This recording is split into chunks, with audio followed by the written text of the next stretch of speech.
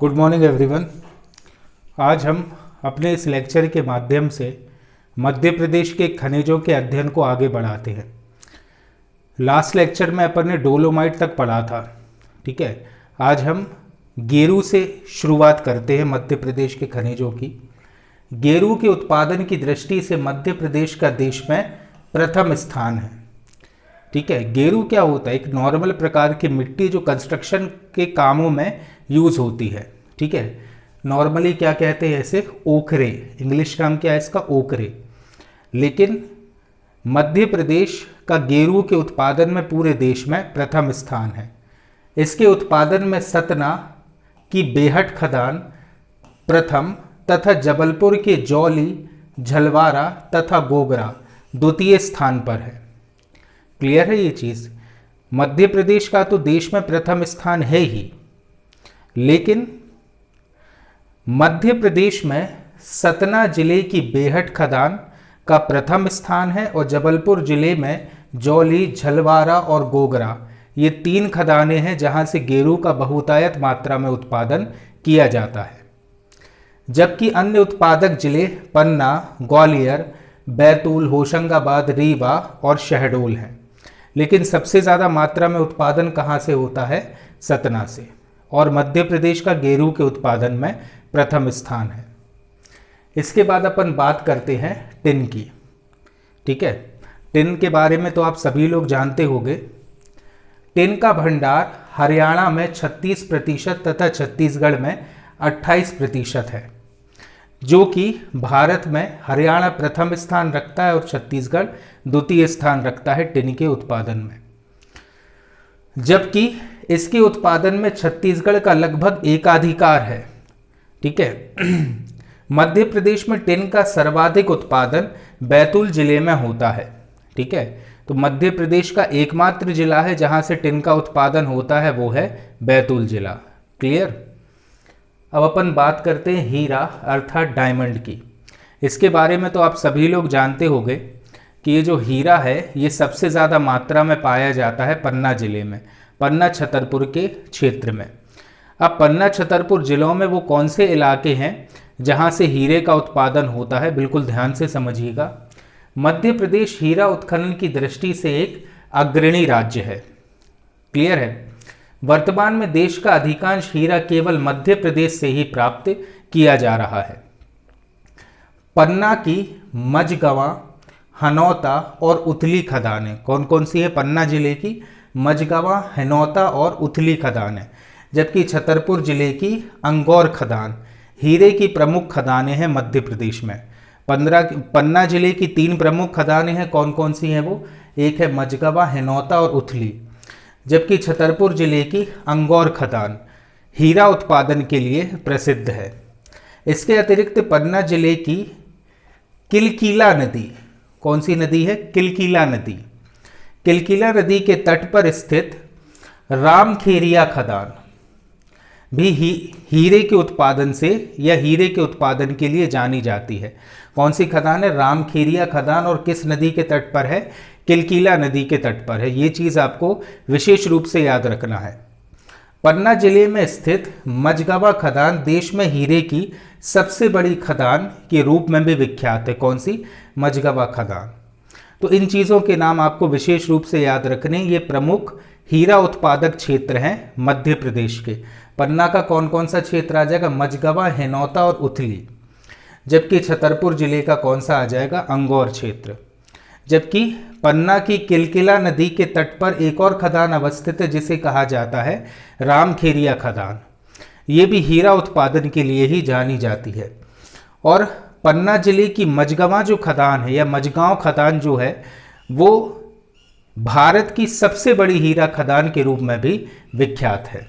इसके अतिरिक्त हीरे के उत्खनन का कार्य राष्ट्रीय खनिज विकास निगम या नेशनल मिनरल्स डेवलपमेंट कॉरपोरेशन द्वारा किया जाता है। कौन करती है या कौन सी संस्था करती है हीरे का उत्खनन का कार्य? National minerals development corporation, Hindi में राष्ट्रीय खनिज विकास निगम। क्लियर है?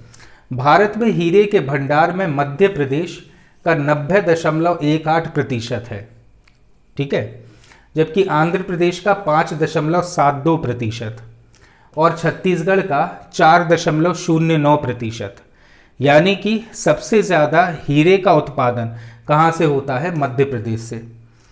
ये जो आप पिक्चर देख रहे हो ये हीरे की खदान की पिक्चर है, मझगांव खदान की पिक्चर है ये, ठीक है। जैसे अपन ने मलाजखंड वाला क्षेत्र देखा था ना, खुली खदान है, उसी प्रकार से ये हीरे की खदान भी कुछ इस टाइप की खुली है, ठीक है। परंतु भारत में संपूर्ण हीरे का उत्पादन मध्य प्रदेश राज्य द्वारा किया जाता है। अभी सबसे ज़्यादा मात्रा में उत्पादन किसके द्वारा हो रहा है? मध्य प्रदेश राज्य के द्वारा ही ये किया जा रहा है। क्लियर है? तो खदान के नाम याद रखना है। उत्खनन किसके द्वारा होता है? NMDC अर्थात नेशनल मिनरल्स डेवलपमेंट कॉरपोरेशन के द्वारा। और मध्य प्रदेश में हीरे का संपूर्ण भारत से अगर अपन तुलना करें तो कितना भंडार है? 90.18% का। यानी सबसे ज़्यादा भंडारण हीरों का वर्तमान में किस प्रदेश पर है या किस प्रदेश के पास है? मध्य प्रदेश के पास। अब अपन डिस्कशन करते हैं टंगस्टन के बारे में। टंगस्टन के बारे में आपने सुना होगा कि बल्ब के फिलामेंट बनाने में इसका सबसे ज़्यादा यूज़ होता है, ठीक है। टंगस्टन सर्वाधिक गलनांक वाली धातु है। सर्वाधिक गलनांक वाली धातु इसलिए इसका सबसे ज़्यादा यूज़ होता है बल्ब के फिलामेंट बनाने के लिए। इसका उपयोग स्टील उद्योग में विद्युत बल्ब के फिलामेंट बनाने में, घर्षण प्रतिरोधी और लोहे की मोटी चादरों पर या लोहे की मोटी चादरों को काटने में किया जाता है। किसका यूज़? टंगस्टन का। क्लियर है? तो बेसिकली इसके यूजेस भी आपको याद रखने हैं। सबसे पहले खासियत क्या है इसकी? ये सर्वाधिक गलनांक वाली धातु है, ठीक है।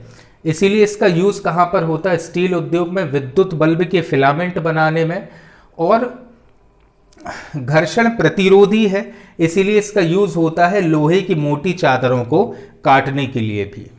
क्लियर है? अब मध्य प्रदेश में होशंगाबाद जिले का आगर गांव टंगस्टन के उत्पादन के लिए सबसे ज़्यादा जाना जाता है।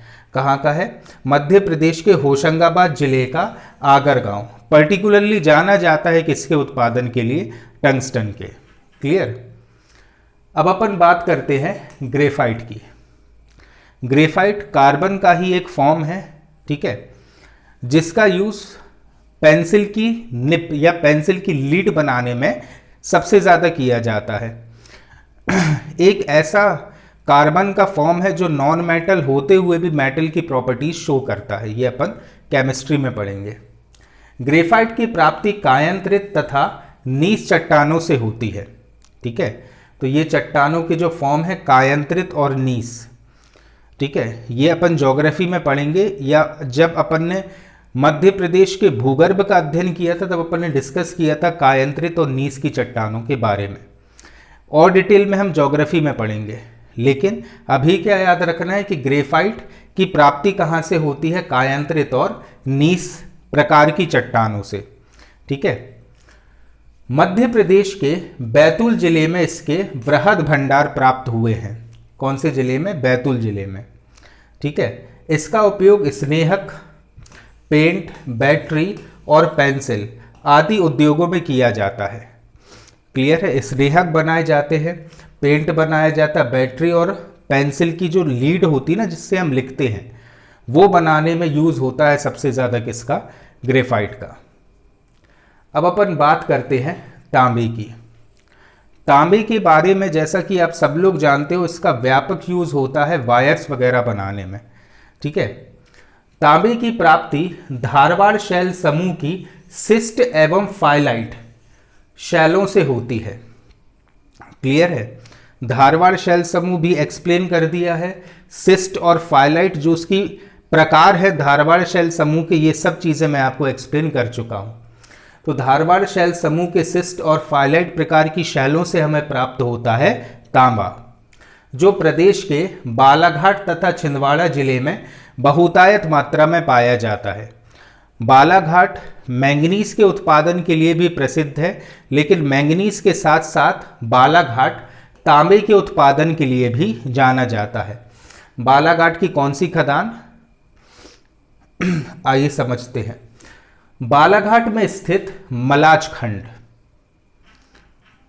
तांबे के उत्पादन के लिए प्रसिद्ध है। कौन सी खदान है? मलाज खंड की खदान। लेकिन मैंगनीज के लिए कौन सी खदान थी बालाघाट की? भड़वेली की। अब मझगवां और मलाज खंड में कंफ्यूज मत होना। मझगवां हीरा उत्पादक क्षेत्र है पन्ना का। पन्ना में स्थित हीरे की प्रसिद्ध और बहुत बड़ी खदान है कौन सी? मझगवां। जबकि मलाज खंड एक प्रमुख तांबा उत्पादक क्षेत्र है कहां का? बालाघाट का। यहां पर 170 मीटर लंबी और 20 मीटर चौड़ी परत पाई गई है। किसकी? कॉपर की, अर्थात तांबे की। कहां पर? बालाघाट जिले के मलाज खंड में।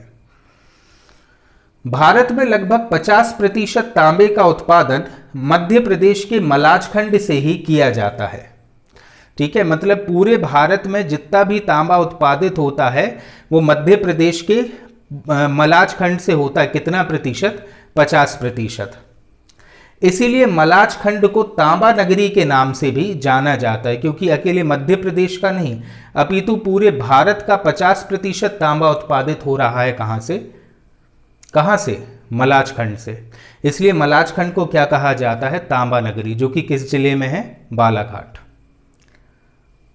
हिंदुस्तान कॉपर लिमिटेड वर्ष 1972 की इकाई मलाज खंड की खदानों से तांबे का खनन कर रही है। ठीक है, तो ये कब बनी है? या हिंदुस्तान कॉपर लिमिटेड की जो इकाई अवस्थित है मलाज खंड में वो किस वर्ष अवस्थित हुई है?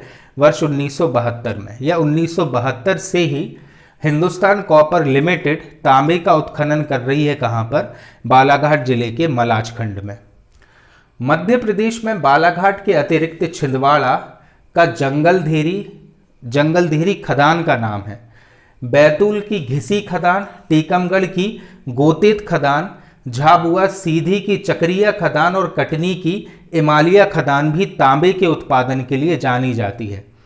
लेकिन सबसे बड़ा उत्पादक क्षेत्र कौन सा है तांबे का? बालाघाट जिले का मलाज खंड। क्लियर है? अब अपन बात करते हैं अभ्रक या माइका की।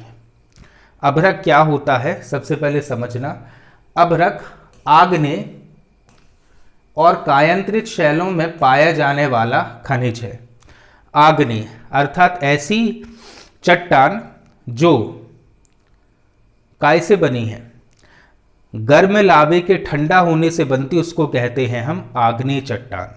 ठीक है, तो अभ्रक आग्नेय एवं कायांतरित शैलों में पाया जाता है। और कायांतरित आग्नेय चट्टान का जब क्षरण होता है और धीरे धीरे वो किसी अन्य स्थान पर जमा हो जाता है, उसका क्षरण पदार्थ, ठीक है, उससे बनती है कौन सी? कायांतरित चट्टान।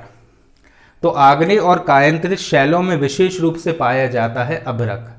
इसका रंग हल्का सा हरा, काला, गुलाबी एवं सफेद सा होता है। यह हरा, काला, गुलाबी और सफेद का मिश्रण सरीका होता है, कुछ इस प्रकार का। ठीक है, यह विद्युत रोधी। अब अभ्रक के क्या गुण है? तो यह विद्युत रोधी है, मतलब करंट फ्लो नहीं होगा। ताप का कुचालक है, हीट की भी सप्लाई नहीं होगी।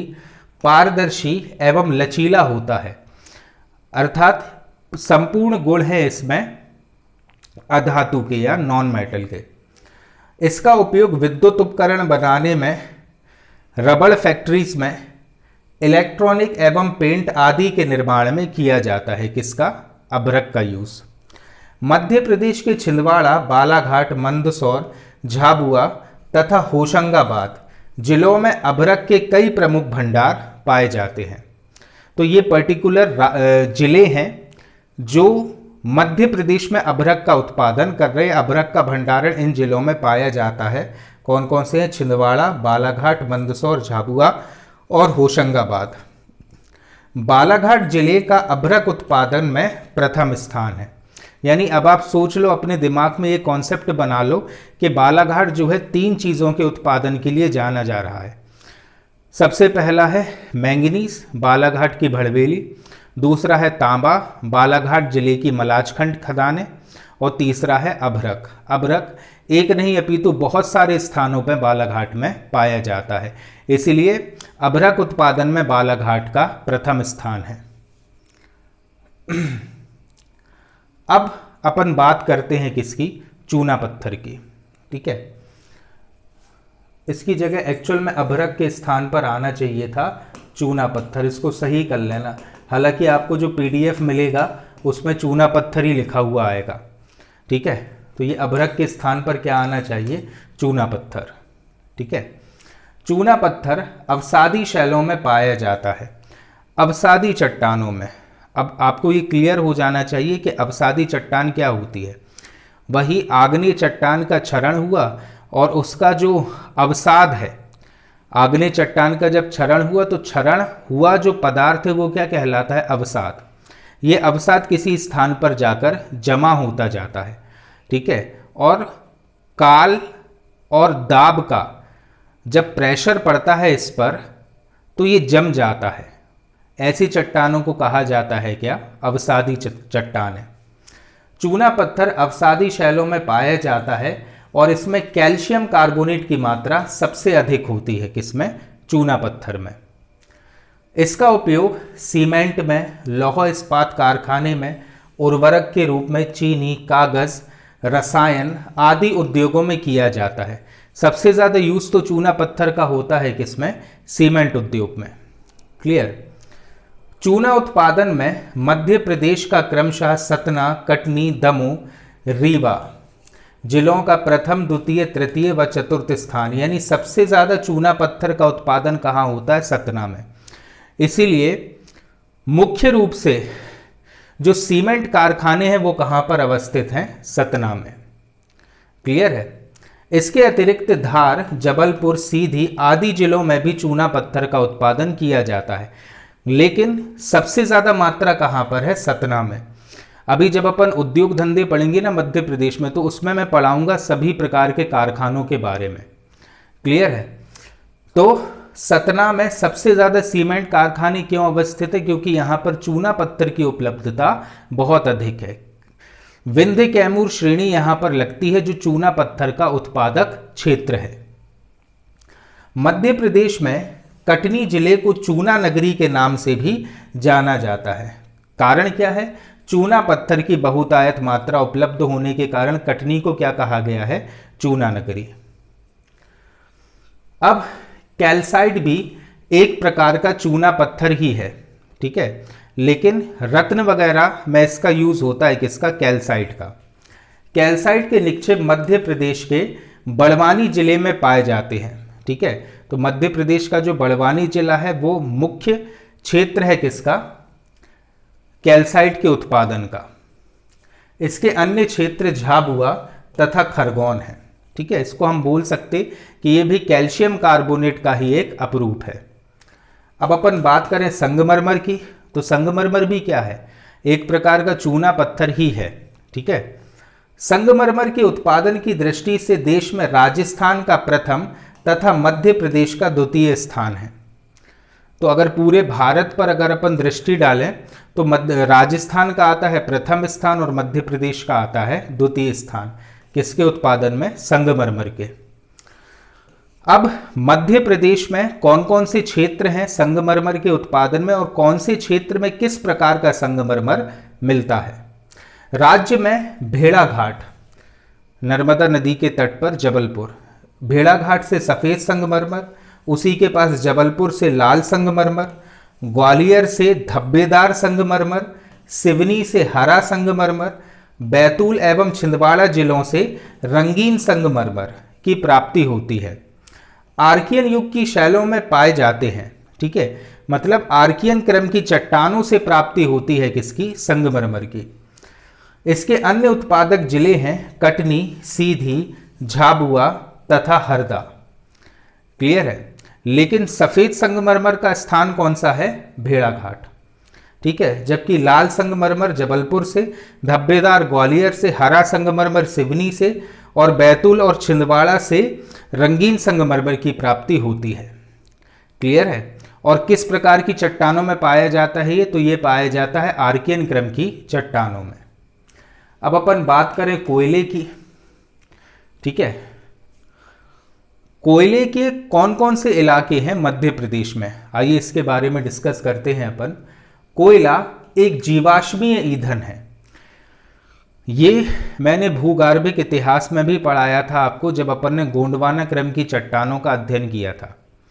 गोंडवाना काल जब था उस समय एक विशेष प्रकार की भूगर्भिक घटना घटित हुई थी, और वो घटना कुछ इस प्रकार की थी कि इस युग में धरातल पर जितने भी पेड़ पौधे थे या जीव जंतु थे, एक व्यापक प्रलय आती है, और वो प्रलय के कारण ये सारे जीव जंतु पेड़ पौधों के साथ धरातल के अंदर दब जाते हैं, और जो नीचे की चट्टान है वो ऊपर आ जाती है।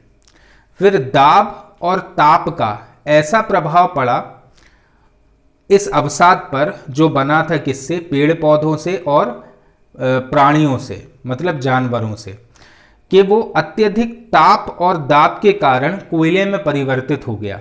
इसीलिए कोयले को कहा जाता है क्या? जीवाश्मीय ईंधन। इसकी रासायनिक संरचना में मुख्य रूप से कार्बन और हाइड्रोजन के तत्व पाए जाते हैं। कौन कौन से तत्व विद्यमान है इसमें?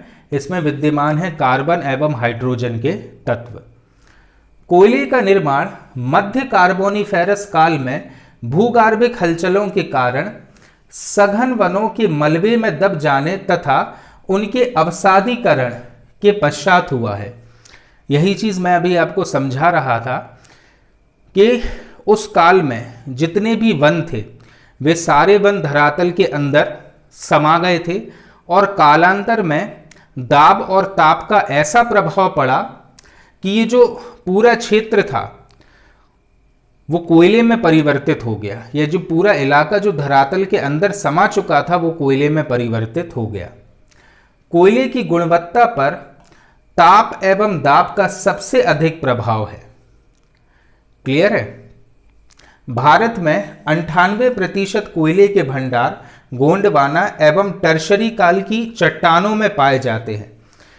ये चीज़ मैंने पहले भी आपको एक्सप्लेन करी है कि भारत में जो अधिकांशतः कोयले के भंडार हैं वो किस में है? गोंडवाना और टर्शरी काल की चट्टानों में बहुतायत मात्रा में कोयला हमारे यहाँ पाया जाता है।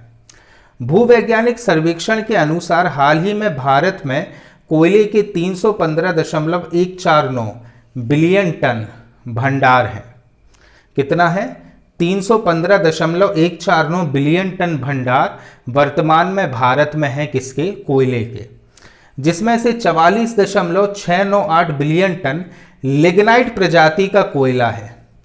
कोयले में कार्बन की कितनी मात्रा अंतर्निहित है उसके हिसाब से कोयले को बहुत सारे वर्गों में विभाजित करके रखा है। भारत में एक अनुमान के अनुसार या वर्तमान में लेटेस्ट जो सर्वेक्षण हुआ है उसके अनुसार 315.149 बिलियन टन कोयले के भंडार हैं, लेकिन इतने भंडार में से सिर्फ 44.698 बिलियन टन लिग्नाइट प्रजाति का कोयला है। ठीक है। अब कोयले में कार्बन की कितनी मात्रा पाई जाती है उसके अनुसार कोयले को अलग अलग श्रेणियों में विभाजित करके रखा है, और वे है सबसे पहले एंथ्रासाइट। एंथ्रासाइट में 80 से 90% कार्बन होता है। ठीक है। इसके बाद बिटुमिनस। बिटुमिनस में 55 से 80% कार्बन होता है। लिग्नाइट में 40 से 55% कार्बन होता है, और पीट में 40 से कम कार्बन होता है। यानी कि सबसे अच्छी गुणवत्ता वाला कोयला कौन सा है? एंथ्रासाइट प्रजाति का कोयला। उसके बाद आ जाएगा बिटुमिनस, उसके बाद लिग्नाइट, और उसके बाद पीट। क्लियर? एंथ्रासाइट कोयले का निक्षेप जम्मू कश्मीर में बहुत कम मात्रा में पाया जाता है। भारत का अधिकांश कोयला बिटुमिनस एवं लिग्नाइट प्रकार का है। यानी भारत में जो अधिकांश प्रकार का कोयला पाया जाता है वो किस कैटेगरी का है? बिटुमिनस और लिग्नाइट प्रजाति का कोयला है। कोयले को सामान्यतः कोकिंग और गैर कोकिंग कोयले में विभाजित किया जाता है। ठीक है। तो कोयले को दो प्रजातियों में रखा जाता है, एक होता है कोकिंग कोल और एक होता है नॉन कोकिंग कोल। कोकिंग कोयले का उपयोग धातुकर्मी उद्योगों में किया जाता है, जबकि गैर कोकिंग कोयले का उपयोग अन्य उद्योगों में किया जाता है। तो ऐसे जो उद्योग होते हैं ना जिसमें धातुओं को पिघलाने का काम पर्टिकुलरली किया जाता है, उसमें यूज होता है कौन सा, कोकिंग कोयला। और इसके अलावा बाकी के उद्योग में गैर कोकिंग कोयले का उपयोग किया जाता है। इसे स्टीम या गैस कोयला भी कहते हैं। किसे, गैर कोकिंग कोयले को, क्योंकि गैर कोकिंग कोयला बहुत ज्यादा मात्रा में धुआं छोड़ता है, इसीलिए उसे धातु शोधन उद्योगों में या धातु कर्मी उद्योगों में यूज नहीं किया जाता है। मध्य प्रदेश में कोयले का विस्तार राज्य के पूर्वी और दक्षिणी भागों में पाया जाता है। अब आप यहां से समझना, ये जो मैप दिया हुआ है ना, इस मैप में इस पूर्वी इलाके में और दक्षिणी इलाके में ये है प्रमुख कोयला क्षेत्र मध्य प्रदेश के। कौन कौन सा, मध्य प्रदेश का पूर्वी इलाका और मध्य प्रदेश का दक्षिणी इलाका। ये पर्टिकुलरली कौन से इलाके हैं, ये पर्टिकुलरली ऐसे इलाके हैं जहां से कोयला बहुतायत मात्रा में पाया जाता, मध्य प्रदेश का पूर्वी और दक्षिणी इलाका।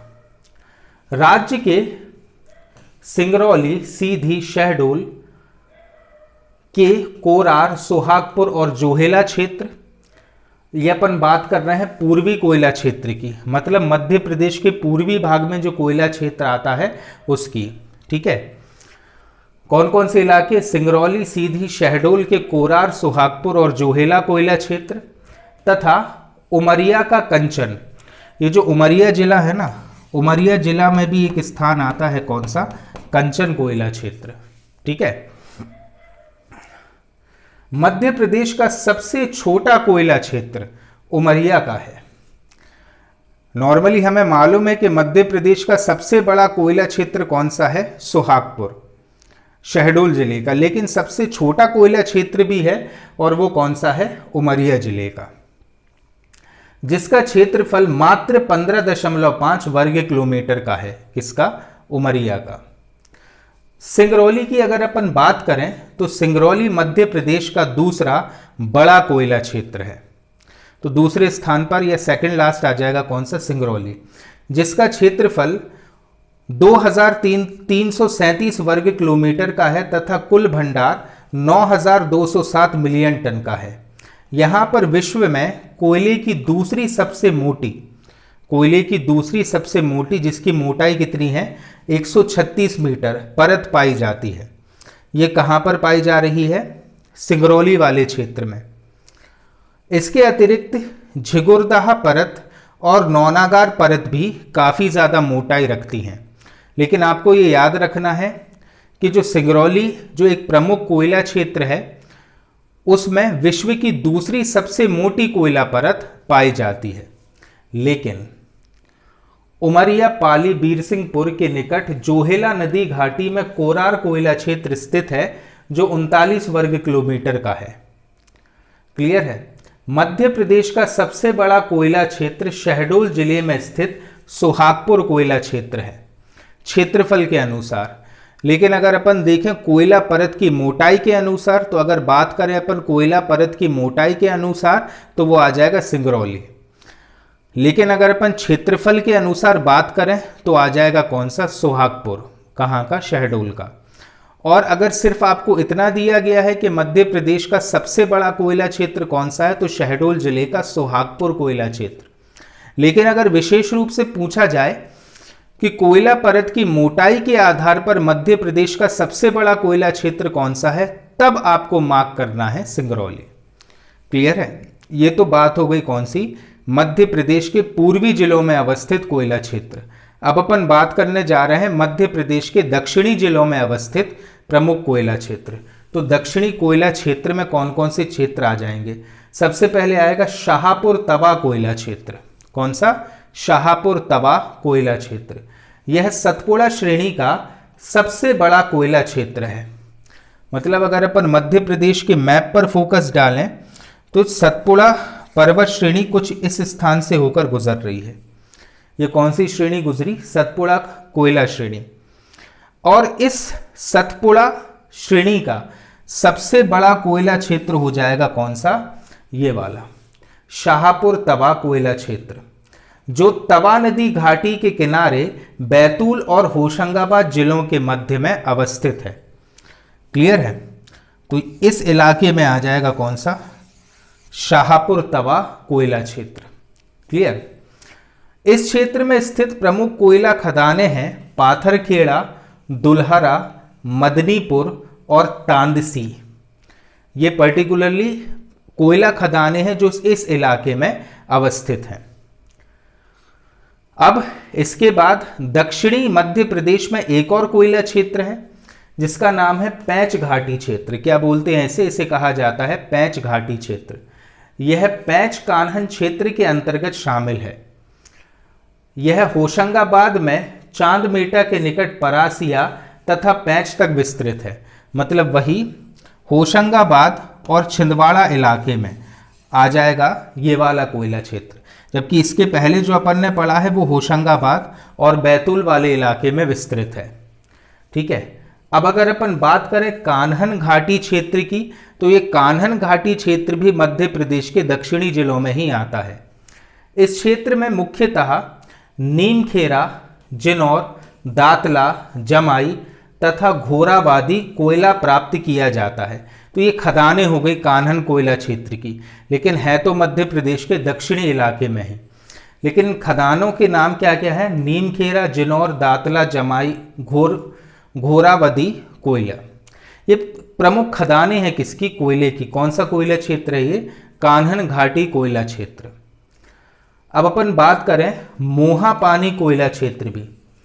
मोहापानी कोयला क्षेत्र भी मध्य प्रदेश के दक्षिणी भाग में ही अवस्थित है।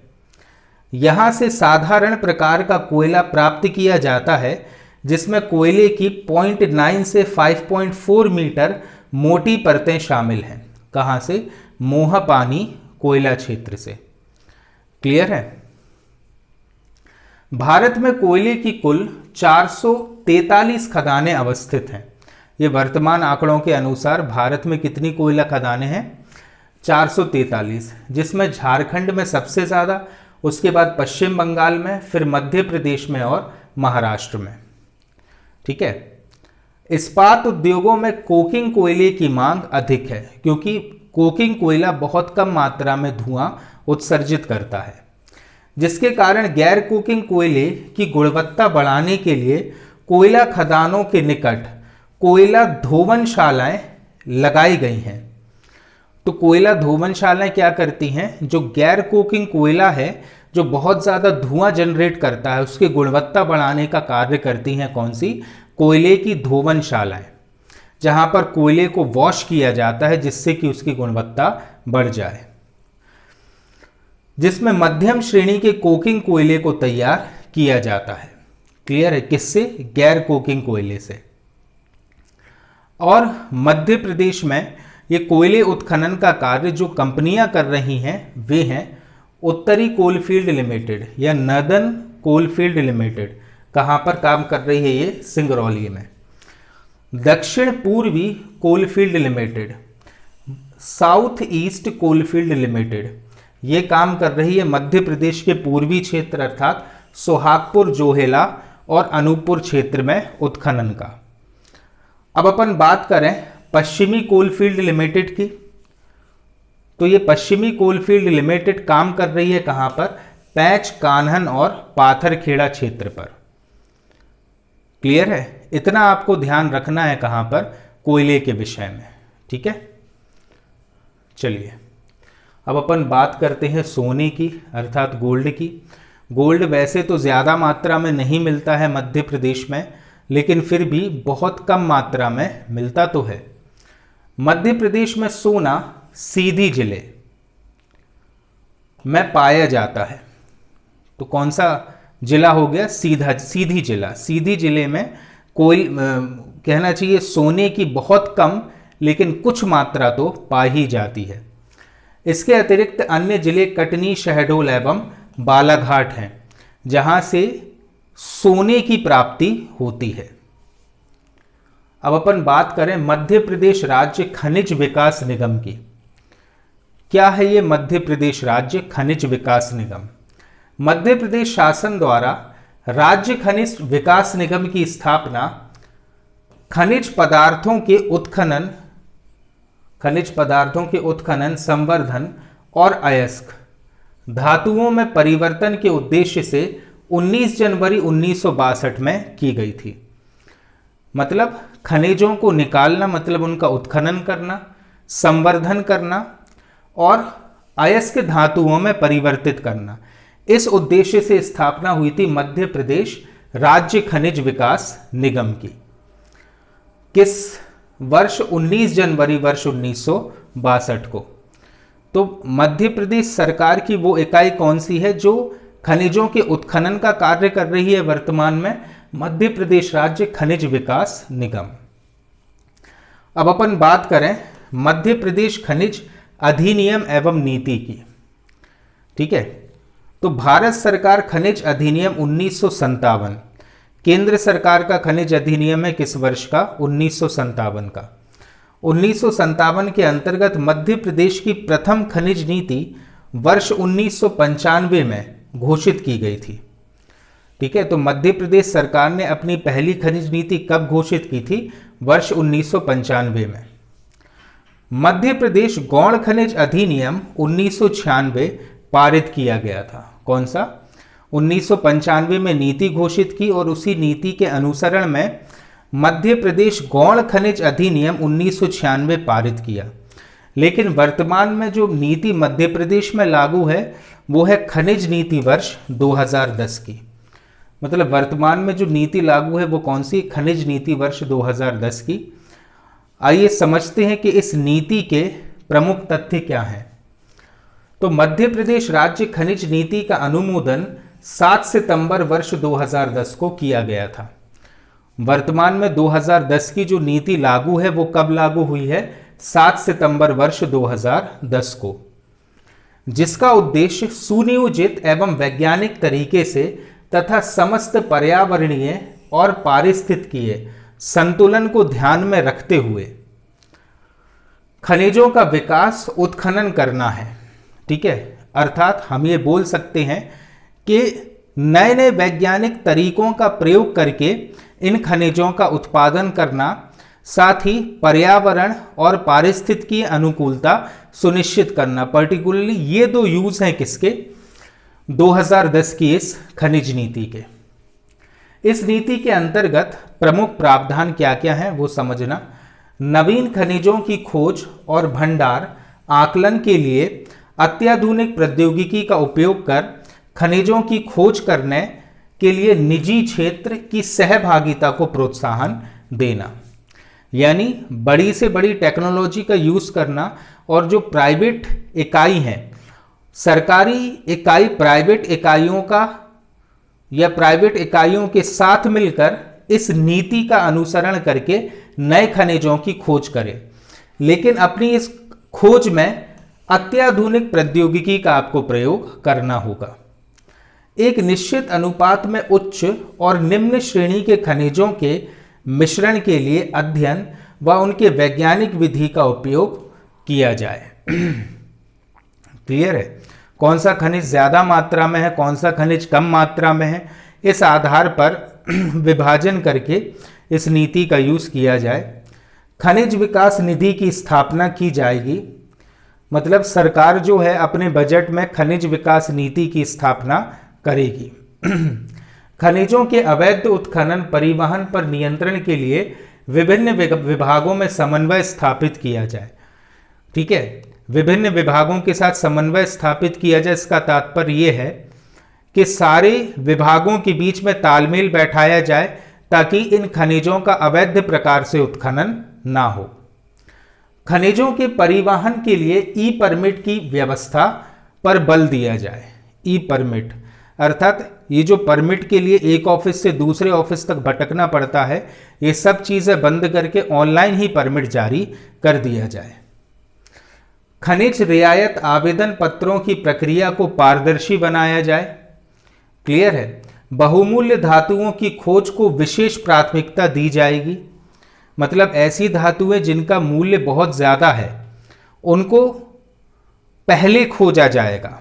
ठीक है, खनिज रियायतों की स्वीकृति का कार्य खान एवं खनिज अधिनियम 1957, खनिज रियायत नियम 1960 और गौण खनिज नियम 1996 के प्रावधानुसार संपादित किया जाएगा।